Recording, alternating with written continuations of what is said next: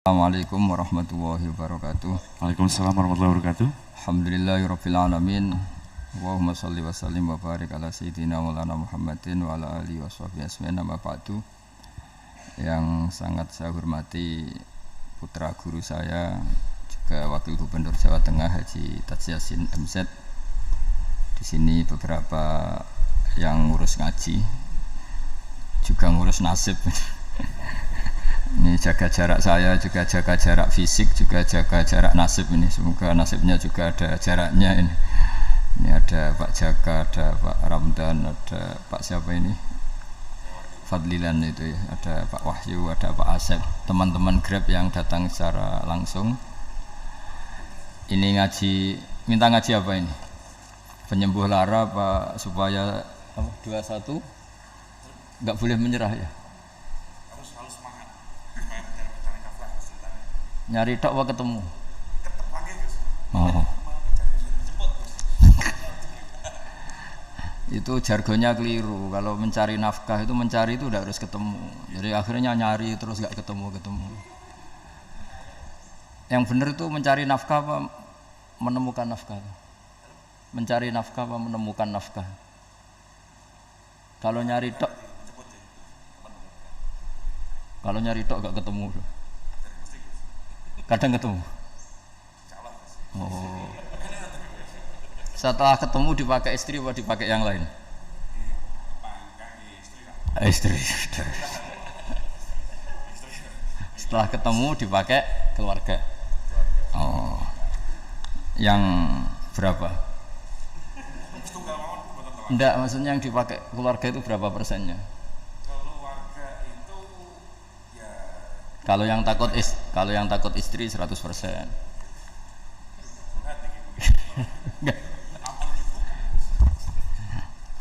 Enggak, ini begini ya, saya sebetulnya ada sisi baik yang mungkin bahkan kita yang kiai itu kalah sama tukang Gojek itu, sama apa Grab itu atau apalah istilahnya Grab ya. Karena dalam aturan fikih ya, saya cerita fikih dulu.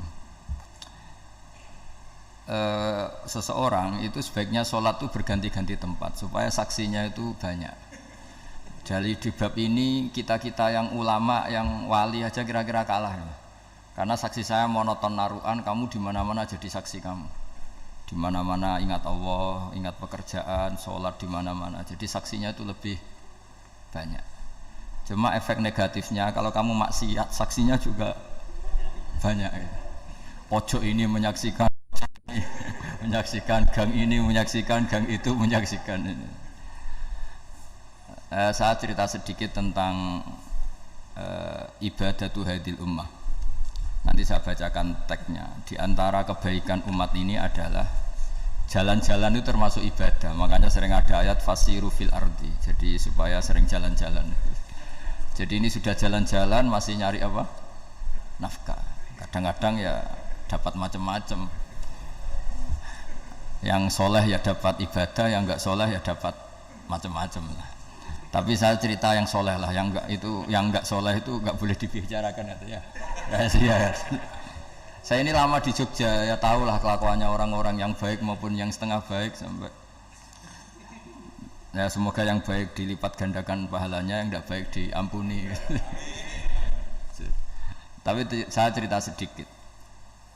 Di fikih kita, di kajian-kajian fikih kita memang ada istilah ini harus didengar karena ini ngaji dan sama status kita sama. Al-wasiyah ila ta'ah ya ta'ah, terus al-wasilah ilal maksiyah ya maksiyah. Jadi kalau kita jadi perangkat taat ya ibadah, kalau jadi perangkat maksiat juga maksiat. Sehingga di ilmu medis maupun di jasa online atau ojek atau apa, misalnya pertanyaannya kita pekerja paket profesional boleh ndak ngantarkan paket narkoba? Ya jawabannya tentu ndak boleh, karena bukan masalah pekerjaannya tapi yang diantar adalah sesuatu yang haram. Begitu juga boleh nggak ketika ada lelaki hidung belang tanya tempat mesum, kalau kamu menunjukkan berarti kan ikut berkontribusi. Ya kamu bisa meneruskan gimana hukumnya mengantar gitu misalnya. Nah Kiai juga sama sebetulnya. Kiai juga bisa dimanfaatkan orang yang macam-macam untuk kekuatan yang macam-macam. Jadi hukum ini sama, kamu tidak usah tersinggung misalnya.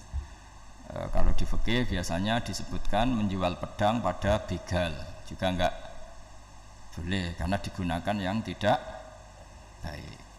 Begitu juga misalnya apapun profesionalitas kita, misalnya paket, kita nganter ke paket yang apa? Paket ganja misalnya. Fikih ini harus kamu ketahui dulu sehingga hukum turunannya, ingat Allah misalnya, ini bisa kena. Kita tidak boleh ingat Allah dalam keadaan maksiat yang enggak diridani Allah. Karena mau tidak mau fikih ini hukum dasar.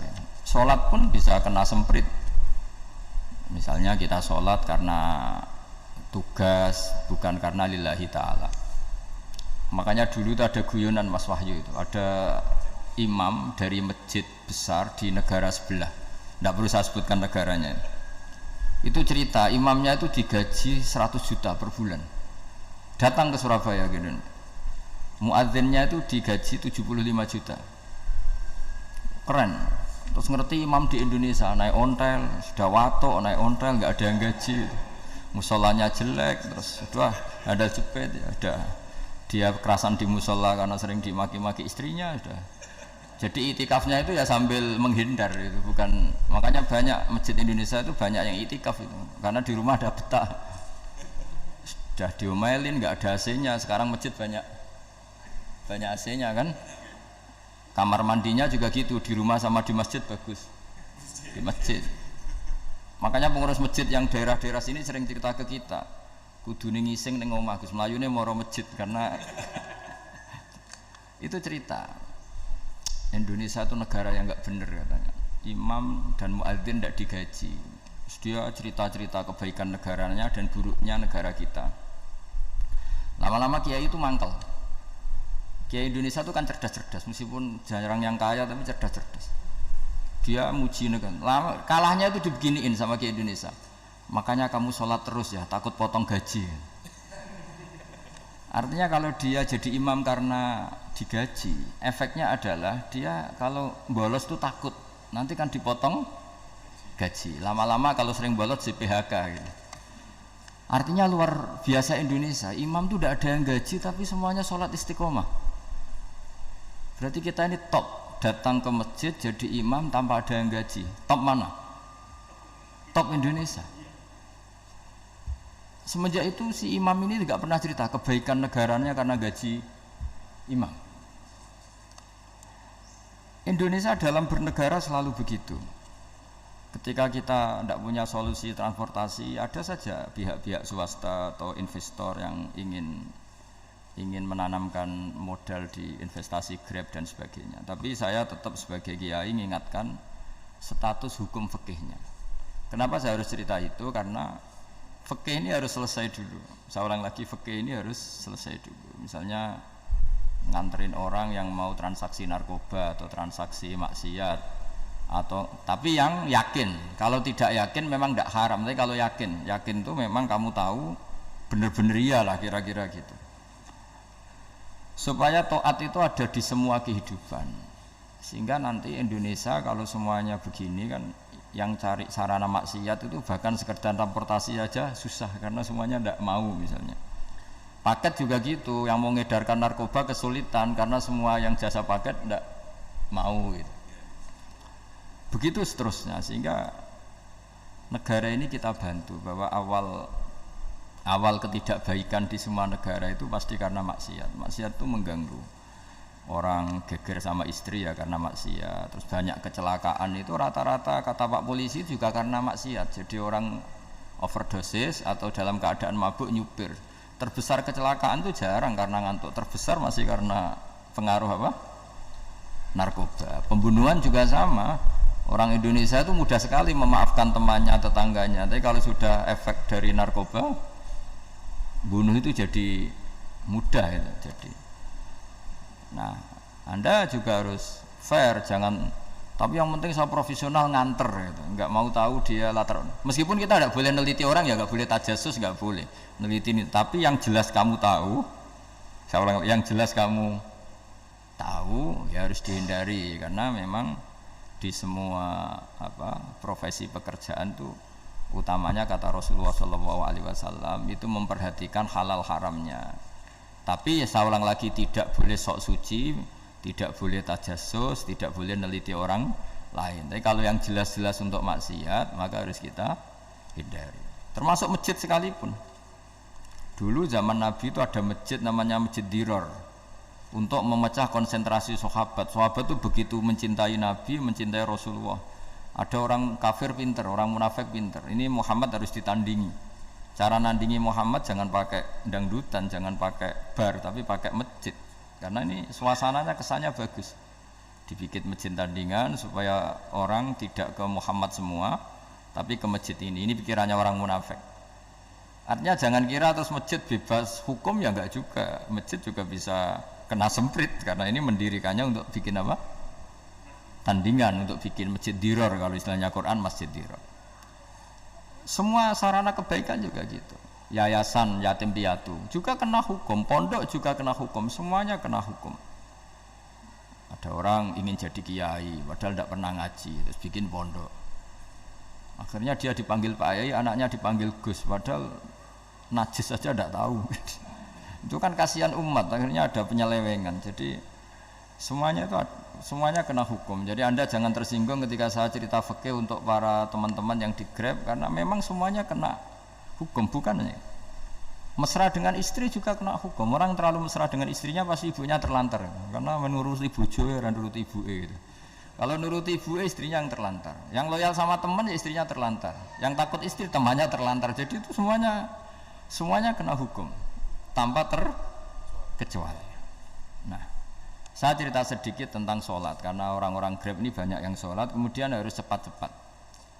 Dulu ketika sahabat punya imam yang lama sekali kalau sholat, sehingga si sahabat yang satu yang petani ini mufarokoh itu memisahkan diri, kemudian imamnya diselip. Itu boleh memang dalam fikih, kamu niat mufarokoh dulu. Mufarokoh itu niat bahwa kamu memutus hubungan dengan imam, kemudian meneruskan sholat sendiri. Singkat cerita, dua orang ini berdebat, Mu'ad sama Ar-Ra'i yang penggembala ini. Kamu munafik, sholat kok meninggalkan imam. Terus yang satu bilang, kamu keterlaluan, sholatnya lama sekali. Singkat cerita, dua orang ini lapor ke Rasulullah SAW. Uniknya Nabi itu membenarkan yang petani tadi. Kamu Mu'ad, jadi masalah. Agama ini tidak boleh jadi problem. Kalau kamu ngimami orang, jangan lama-lama. Di situ ada ibu-ibu yang ditunggui anaknya yang sedang menyusu, banyak petani yang nunggu macam-macam. Kayak pegawai POM ya ditunggu shift temannya, pegawai Indomaret juga gitu, apalagi Grab mungkin ditunggu penumpangnya macam-macam.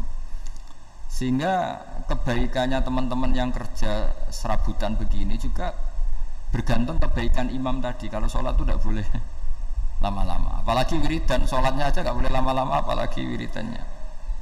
Nah, kadang-kadang orang ngira kebaikan tuh nggak ada sempritnya, ada juga. Sholat tuh ya disemprit sama Nabi, kalau terlalu lama juga disalahkan, karena nanti agama ini menjadi apa? Menjadi problematika. Nah, termasuk kebaikan kita ketika membolehkan ya, atau mentoleransi atau mendukung pekerjaan mulai Grab dan lain-lain adalah agama ini rahmatan lil alamin. Dulu ada seorang sahabat tanya, ya Rasulullah, boleh enggak kita ngegeng di perapatan gitu? Kata Nabi, ya jangan kalau bisa, tapi kita harus natahaddasannya, itu tempat kita jagungan di perapatan, di tempat-tempat umum lagi, di halte, Terus kata Nabi, enggak apa-apa, tapi fa'atut thoriq haqqaha, kamu harus memberikan hak jalan itu. Apa hak jalan itu? Satu, kamu amar ma'ruf, kalau bisa ya nahi mungkar, kemudian bikin suasana orang lain ini menjadi aman. Nah, ini yang catatan. Kalau hitung saja, yang ikut Grab itu berapa ribu? Nah, ini tuh energi besar kalau di atas 100 ribu. Hitung ya teman-teman di Grab, 100 ribu. 100 ribu ini kalau soleh semua, atau setengah soleh lah, kalau soleh banget keberatan ya soleh, setengah soleh. Itu tuh ada, ini sudah saya pikir, ada kebaikan yang menyebar di seluruh Nusantara yang berjumlah 100 ribu. Ini luar biasa. ada kecelakaan dia menolong pertama, ada pemerkosaan menolong pertama, mungkin ada pencurian, ada apa. Maka kata Nabi, kamu kalau harus di jalan itu kamu berkontribusi amar ma'ruf nahi mungkar. Saya sering ke Jogja karena saya mulai 98 di Jogja, ya sering di terminal malam-malam. Saya ketika kecil itu sering diceritain orang nggak berani ke terminal ini banyak preman, nggak boleh ke terminal ini karena banyak preman. Ya mulai dari Sumatera, Jawa, hampir seluruh Indonesia. Kalau jam sekian sampai sekian sudah nggak berani karena banyak apa? Preman. Itu uniknya preman-preman itu selain dulu ditangani tentara dan polisi, itu urusan negara ya kali itu dan kita ngapresiasi. Itu hilangnya yang permanen itu bukan saja ditangani ABRI dan polisi, TNI dan polisi, tapi ditangani kultur. Banyak mulai orang soleh santri dagangan di situ, ada ojek mangkal di situ, supir taksi mangkal di situ. Terus di sini orang-orang soleh yang menghalau ketika ada perempuan digoda atau perempuan dicopet atau apa. Terus lama-lama jadi kultur bahwa kebaikan ini dominan. Setelah kebaikan dominan ini otomatis menyingkir sedikit demi sedikit. Jadi selain negara ini harus melakukan sesuatu yang seharusnya, yaitu menjaga masyarakat dari kriminalitas, sebetulnya yang paling awet dan paling mudah dilakukan itu tadi, kebaikan harus menjadi kultur bersama. Sehingga kalau terminal kemudian ada mbak-mbak jilbaban yang dagang, terus pak-paknya soleh, ada musola yang hidup, ojeknya juga gitu, terus supir taksinya, lalu kebaikan ini menjadi nilai bersama. Saking jadi nilai bersama, ibu-ibu yang takut atas dirinya nggak ngojek kecuali pak ini karena terkenal amanah, nggak naksi kecuali pak ini karena terkenal amanah. Dan kita Indonesia itu ingin seperti itu, sehingga amanah ini menjadi nilai bersama dan otomatis menjadi keamanan bersama. Orang Jawa itu tego nitipno anake karena dijamin aman, tego nitipkan istrinya juga karena dijamin aman. Nah kalau kebaikan ini juga menjadi satu nilai jual dan kita bisa mengawal secara serius, itu alhamdulillah betul. Lah dimulai dari mana? Satu, mental kita takwa. Kedua, sistem sosial, bahwa kita terkoneksi oleh indukan ya, juga terkoneksi oleh kepolisian. Maksudnya karena kita terdaftar, kalau ada anak hilang kan tinggal ini yang bawa wahyu misalnya. Jadi saya mohon, semohon-mohonnya, kebaikan ini harus jadi nilai bersama. Setelah terminal itu banyak orang baik, otomatis yang ini tuh menyingkir itu. Akhirnya apa? Nanti yang bos-bosnya toko itu ya hanya nitipkan sama orang soleh, yang mau nge-grab juga hanya titip sama yang soleh, begitu seterusnya, sehingga jadi siklus kebaikan yang bersama. Nah ini yang dimaksud Quran, wa'tamiru bainakum bima'ruf. Iktimar itu namanya urusan bersama ya, saya ulang lagi ya. Jadi orang Arab kalau bilang iktimar itu urusan bersama, sehingga bahasa Arabnya konferensi besar itu kalau di NU disebut apa? Muktamar. Muktamar itu menjadikan urusan publik dirembuk, itu namanya apa? Muktamar. Nah di antara kebaikan yang diinginkan Islam itu wa'tamiru bainakum bima'ruf. Urusan kebaikan ini menjadi urusan apa? Bersama. Ya saya contoh itu kecil saya itu mesti dikandani sama orang-orang tua, jangan di terminal ini sampai jam ini, jangan di perapatan ini ketika sudah jam begini. Tapi barokahnya orang soleh bertebaran di mana-mana itu. Yang tukang grab ya di mana-mana, yang penjaga toko ya banyak yang soleh, yang ngojek, yang macam. Sehingga di terminal itu nyari tempat sholat ya gampang, cari tempat duduk ya gampang, nyari orang amanah ya gampang. Bahkan lama-lama yang nggak amanah ini nggak laku. Dan ini yang kita inginkan. Dan ketika nggak laku, akhirnya dia kalau ingin laku harus amanah, atau ingin laku harus tobat. Nah agama ini urusan bersama, sehingga Allah mengistilahkan wa'tamiru bainakum bima'ruf. Jadikan kebaikan ini urusan bersama. Sehingga karena ini urusan bersama, ketika kita jadi kiai juga harus, kalau misalnya tadi ada Gojek kok makmum, atau Grab kok makmum, atau supir bis kok makmum, kiainya harus cepat sholatnya. Jangan baca surat Baqarah, nanti domel-domelin apa penumpangnya. Begitu juga ibu-ibu menyempatkan jamaah, waktunya tidak lama, di rumah sudah ditunggu anaknya yang masih menyusu. Makanya Nabi ngendikan idza amma ahadukum as-sholata falyukhaffif. Kalau kamu jadi imam, sholatnya harus relatif cepat. Fa inna fihim ad-dhaif badal hajat. Di antara makmum itu yang banyak punya urusan. Selain ada yang lemah, ada yang punya banyak urusan. Nah, terus ketiga masalah kekayaan hati. Kekayaan hati ini penting sekali karena rata-rata teman di Grab itu kan miskin lah. Tapi jangan miskin sampai miskin hati itu. Bahwa kamu nyari nafkah itu sudah ibadah, berkelana di bumi Allah juga ibadah, menyaksikan macam-macamnya orang itu juga ibadah. Bahkan menambah khazanah ilmu. Di antara warisan ilmu yang kita dapatkan dari Rasulullah SAW, misalnya kamu jalan-jalan, punya kaki dua, punya tangan dua. Gara-gara jalan-jalan sering ngerti orang yang buntung. Alhamdulillah meskipun saya hanya Grab masih punya kaki. Terus ketemu orang buta ya gitu. Alhamdulillah ladzi afani mimma btalaka bih. Alhamdulillah saya terselamatkan dari seperti itu. Sehingga melihat orang maksiat juga gitu. Saya meskipun gini terselamatkan dari tempat maksiat sehingga hidup itu tidak nelongso gitu. Ada nilai lebih yang kita punyai. Jadi di antara kebaikan Islam adalah orang disuruh ingat sisi nikmat. Nah, kalau nikmat itu sudah ada semua, kata Imam Ghazali, nikmat hidup.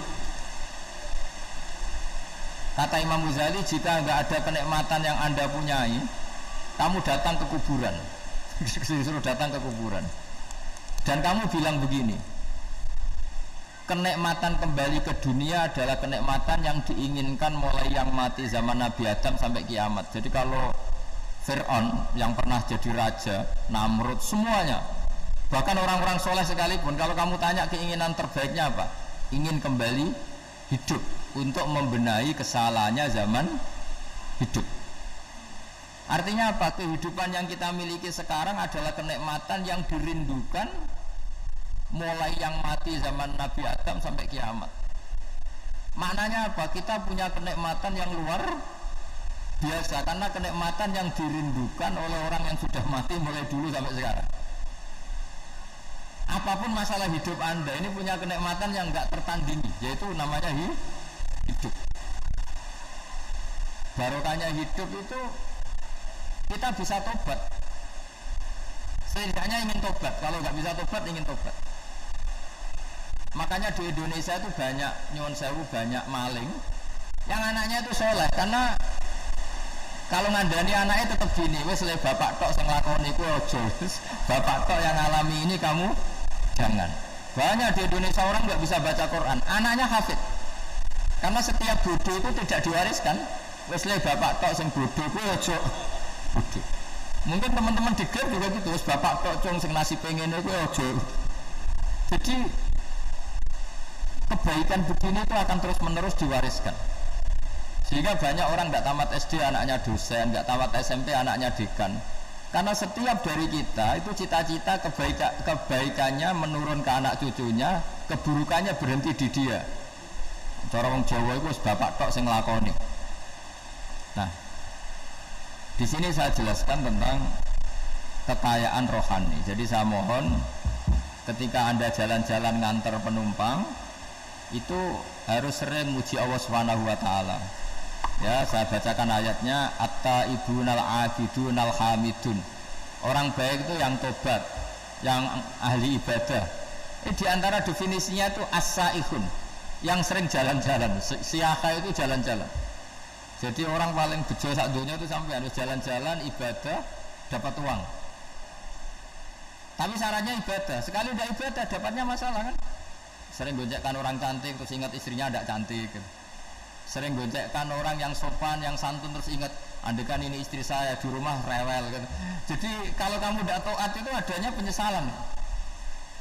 Di lampu merah ada orang naik Ferrari, naik Alphard, sementara kamu di rumah hanya mobil butut, kadang malah tidak punya mobil. Jadi kekayaan rohani itu dimulai dari mana? Dimulai dari taat. Cara berpikir itu taat, bukan maksiat.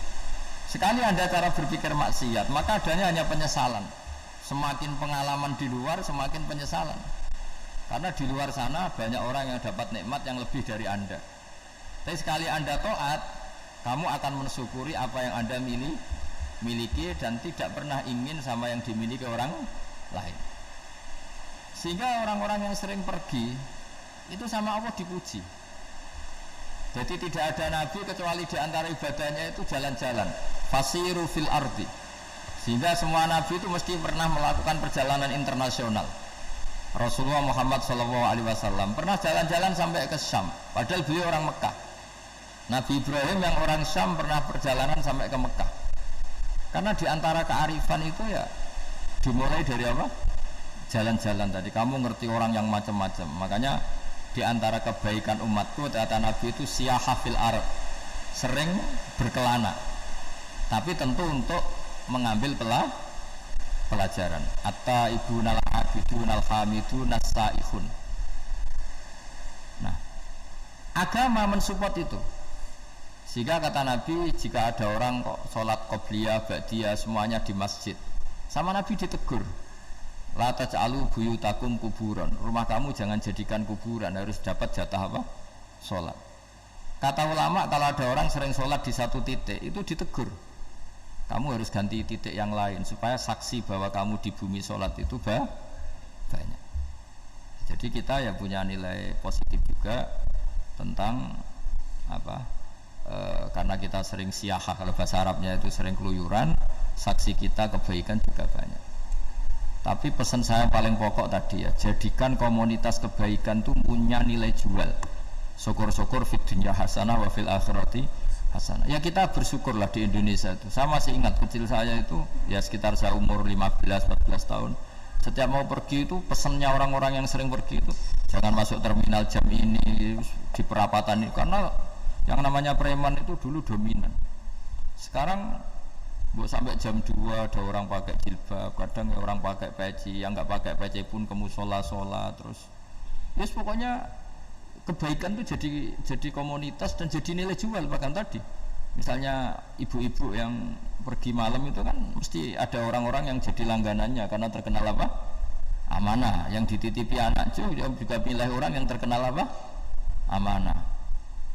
Nah, nilai amanah ini harus kita jaga terus supaya kamu ya bisa bekerja, orang lain juga nyaman karena amanah tadi, Allah juga senang karena amanah itu perintahnya Allah Subhanahu wa ta'ala. Dan Indonesia harus menuju ke sana. Pemimpin juga harus gitu. Pemimpin bawaannya amanah, bawaannya apa, yang memilih dia juga senang karena nggak malu lah. Tapi kalau kita milih ternyata kita pilih tahu-tahu ditangkap KPK kan ya malu gitu. Dulu kita kampanye mati-matian ternyata dia ditangkap KPK, tapi kalau dia amanah kan ya senang. Sama kalau tukang Grab ketangkap satu karena penodaan atau karena pengkhianatan, yang malu juga semua karena kadang-kadang nanti digeneralisir seakan-akan semuanya seperti itu. Tapi dengan reputasi panjang nggak pernah terjadi apa-apa dalam Grab kan otomatis lainnya juga terangkat. Nah, ini yang dimaksud wa'tamiru bainakum bima'ruf. Jadikan kebaikan itu urusan bersama. Makanya andaikan negara itu sudah mengoptimalkan polisi, TNI untuk meringkus preman, oke itu baik. Tapi ya lebih awet lagi kalau itu ditopang apa? Masyarakat. Karena yang nggak amanah terkucilkan, terus akhirnya Grabnya nggak laku, akhirnya dia dipecat, akhirnya kan yang maksiat hilang, yang kriminal hilang, yang ada hanya Grab yang baik. Begitu juga di dunia apapun. Itu yang dimaksud wa'tamiru bainakum bima'ruf. Jadikan kebaikan ini urusan apa? Bersama. Nah karena kita baik, otomatis jadi teladan yang baik bagi anak kita, istri kita, tetangga kita. Dan karena kita baik maka terhormat. Sehingga orang melihat Grab itu simpatik, respect karena reputasinya baik. Nah karena orang respect tidak dicibir, barokahnya tidak dicibir, tidak mangkel. Barokahnya tidak mangkel, tidak saling ejek, bahkan tidak saling bunuh. Coba kalau kita jelek, dicibir orang, kita dalam keadaan mabuk, tidak terkontrol, bunuh. Jadi efek dari maksiat itu begitu buruknya. Sehingga penelitian itu mengatakan kebanyakan kecelakaan ya pemicu utamanya rata-rata ya nyupir dalam keadaan mabuk. Beberapa nyuwun sewu kasus-kasus kriminal rata-rata dipicu oleh hal-hal seperti itu. Makanya meskipun di luar saya tolong hindari narkoba, hindari hal-hal yang maksiat supaya pekerjaan Anda ini barokah. Kemudian yang terakhir saya beri ijazah tentang Al-Fatihah ya, karena ini surat yang populer Kalau saya ijazahi Quran 30 juz pasti sampean nggak hafal. Atau ijazah surat Baqarah, kalau mau Baqarah mau. Ijazahi surat Baqarah mau 2 juz setengah. Mau Mas Asep? Ya Fatihah aja yang gampang ya. Nah, ya kulhu Fatihah ini paket ringan ini. Tapi pahalanya apa? Besar.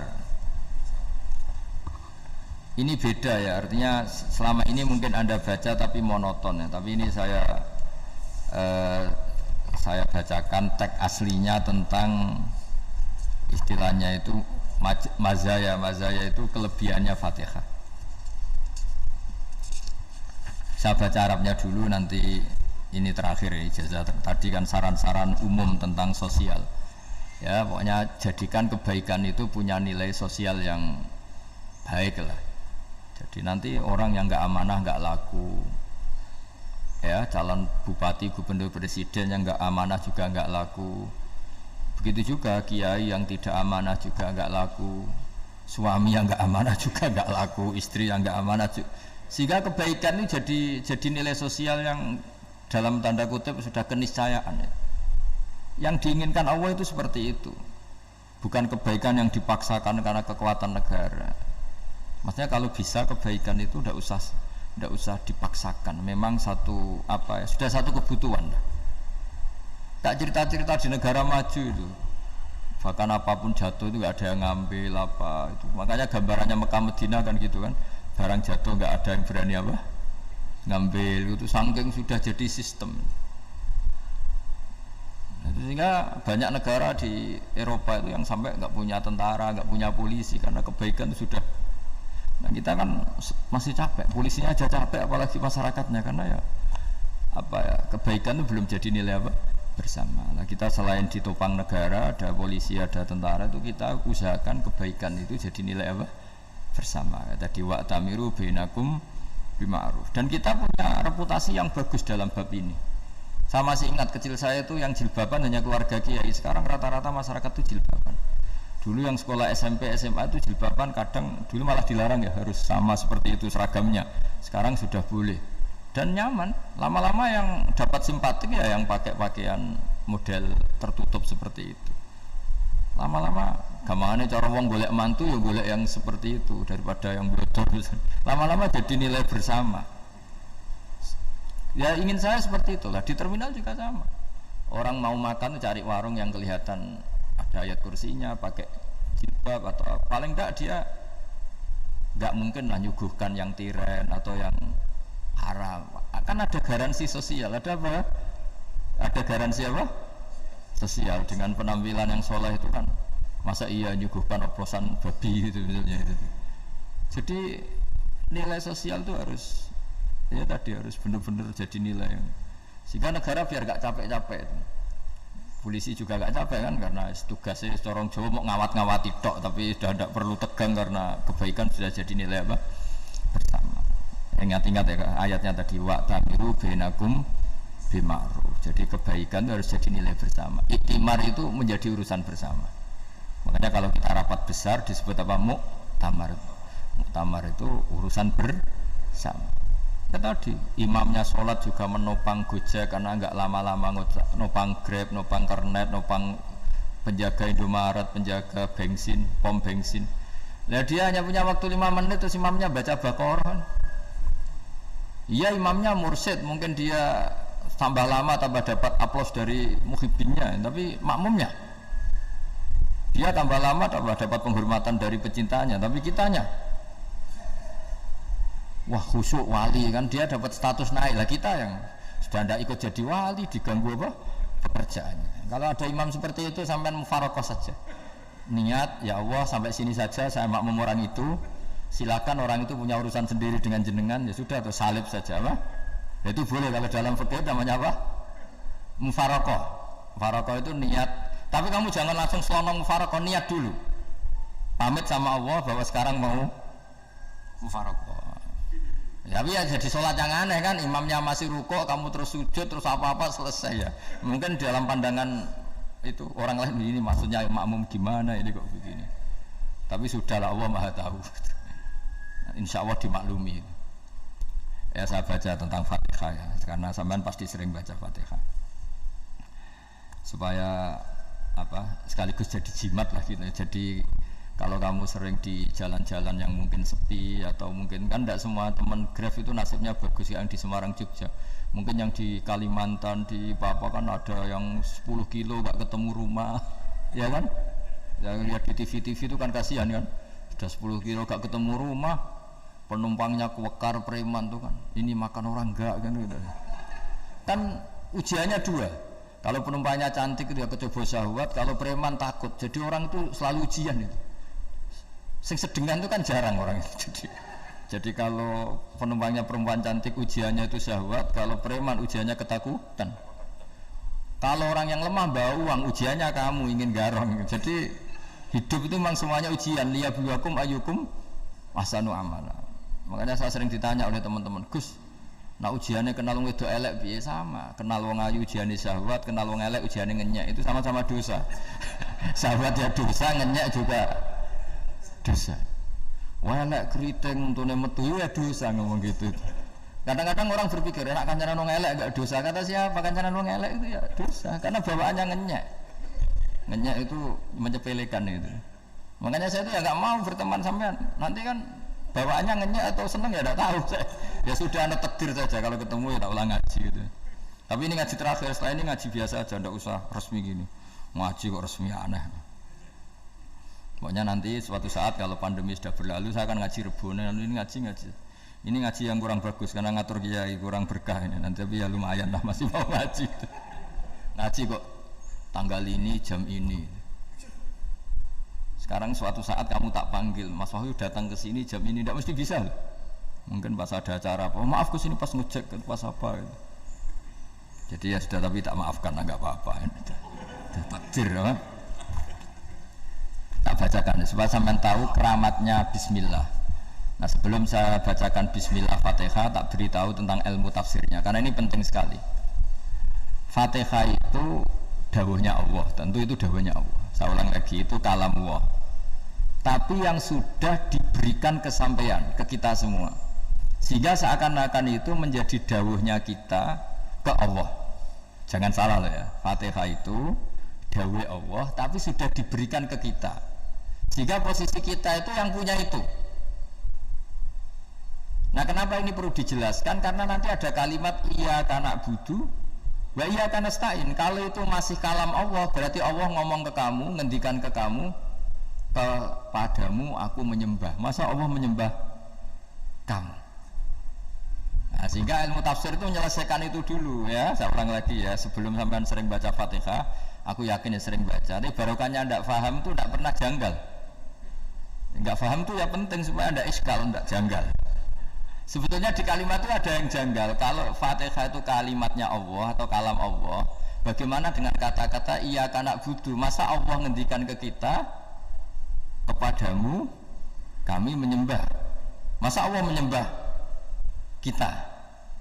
Maka penyelesaiannya secara ilmu tafsir gimana? Semua ulama mengatakan, bukan satu dua, semuanya mengatakan di Fatihah itu semuanya diberi kawalan kalimat.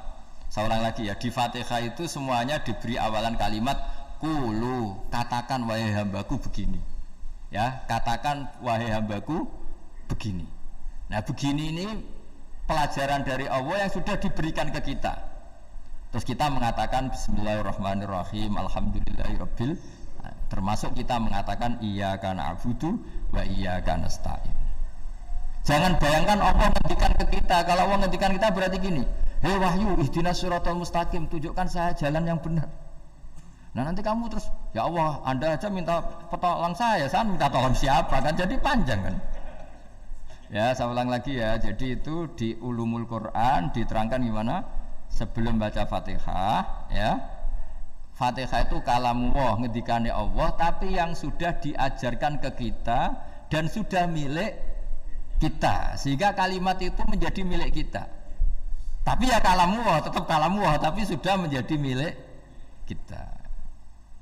Udah paham ya? Ya pinter namanya. Ya, karena kalau tanpa penjelasan seperti ini, Anda akan iskal. Bagaimana Allah, iskal itu janggal. Bagaimana Allah mengatakan iya karena butuh? Kan jadi aneh ya. Ya, jadi tak jelaskan secara ilmiah ya. Jadi kata ulama-ulama tafsir, ayat-ayat Quran seperti ini sebetulnya dimulai dari qulu apa?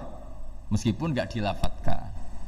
Itu kan sama dengan qul huwallahu ahad Muhammad, katakan kalau Tuhan itu satu. Ya namanya Quran itu kan kalam Allah, membina nabinya, membina umatnya. Makanya dikatakan atau enggak di sini tersembunyi kata qulu, katakan. Ya, jadi ya ibarat apa itu? Kamu ngajari anak kamu lah, panggil jenengan bapak kulo. Itu maksudnya anak itu kalimat itu kalimat kamu, tapi kamu ajarkan ke anak kamu. Terus anak kamu bilang, Pak jenengan bapak kulo. Nah, ketika kamu mengatakan jenengan, bukan kamu mengatakan jenengan anakku, berarti anakmu itu bapakmu, kan lucu kan? Anak kamu ajari jenengan bapak kulo, kamu engkau bapak saya. Terus anak kamu mengulang jenengan atau kamu bapak saya. Berarti itu kalimat yang kamu ajarkan, tapi sekarang sudah milik anak kamu. Kalau itu kalimat kamu kan lucu, masa anak kamu bilang bapak? Nah itu seperti itu. Jadi ulama memberi solusi atau jawaban iya karena abudu. Ya itu sebelumnya ada kata-kata qulu, katakan wahai hambaku, hubungan kamu dengan saya adalah katakan iya karena butuh wa iya karena nasta'in. Terus hubungan kamu dengan saya katakan juga dalam doamu ihdinas siratal mustaqim. Jelas ya, jadi itu kalam Allah yang sudah milik kita karena diajarkan Allah untuk kita. Dong ya? Ya dong, gak jelas gak. Tapi bagus, gak jelas itu bagus. Kalau kamu jelas gak jadi digrab, jadi gubernur. Min azimi fadliha kasratu asma'iha wa fadail ukhra. Ini cerita dramatisnya surat Al-Fatihah. Qala Abu Hurairah radhiyallahu anhu inna iblisa ranna khina unsitat Al-Fatihah.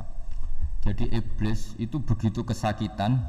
Ini kitab Abwaabul Farad karangannya Sayyid Muhammad Alawi, juga kutipan dari beberapa kitab. Yang jelas beliau sendiri juga ngutip dari beberapa riwayat di beberapa hadis, halaman 123. Ketika Fatihah turun itu iblis kesakitan kayak orang sakit gigi lah, tersiksa siksanya karena turunnya surat apa? Al-Fatihah. Artinya kalau anda baca Fatihah dijiwai, maka anda melemahkan setan, melemahkan iblis. Wa qala Mujahid khina unzilat Fatihatul kitab ronna fastama indahu asyayatin. Jadi ketika Fatihah itu turun, iblis itu terkapar lah kira-kira, sampai dijenguk banyak setan. Jadi kamarnya di ICU lah kira-kira gitu kalau sekarang itu. Entah Covid entah enggak tahu, pokoknya di ICU sampai dijenguk banyak setan. Enggak tahu bawa apa enggak tahu, pokoknya dijenguk banyak setan. Nah nyangoni karena ini apa? Ketuanya apa? Pingsan, sakit. Jadi iblis itu sakit sampai dijenguk anak buahnya setan-setan. Ya, semoga kalian semua tidak kenal setan. Kalau kenal berarti teman, apa? Wa qalu misla dzalik wa qala lahum laisa mimma taquluna syai'un walakin unzilat suratun laisa ajru qailiha illa an harrama alaihi nar jahannam. Saya ini bukan sakit fisik kata iblis. Kamu tidak usah jenguk saya, datangkan dokter terbaik, tidak usah. Saya ini tidak sakit fisik. Saya ini sakit karena ada surat yang diturunkan, yang pahala yang melafadzkan surat itu pasti selamat dari neraka. Padahal misi terbesar saya ini supaya manusia masuk neraka. Sekarang punya tamengnya. Wah pusing kan? Ya seperti orang lah goda sampean, ternyata sampean setia, itu kan pusing. Nah ternyata tidak setia, itu yang akhirnya ribet kan itu. Jadi iblis itu cita-cita terbesarnya kan semua orang itu masuk neraka. Nah sekarang turun satu surat yang gara-gara surat itu siapapun yang baca dijamin selamat dari neraka. Jadi walakin unzilat suratun laisa ajru qailiha illa an harramallahu alaihi nar jahannam. Karena jadi dia shock lah, kalau orang di Jawa itu bilang shock. Aduh sial nasib saya ini umat nggak bisa saya goda lagi karena punya tamengnya ada di punya. Qad batolakaidukum wa makrukum. Rekayasa kalian sekarang itu tidak ada gunanya semua. Nah, ini alhamdulillah di Indonesia kelihatan kan banyak yang miskin, banyak yang susah. Tapi selagi mereka masih sholat, itu keinginan mencari halal itu masih tinggi.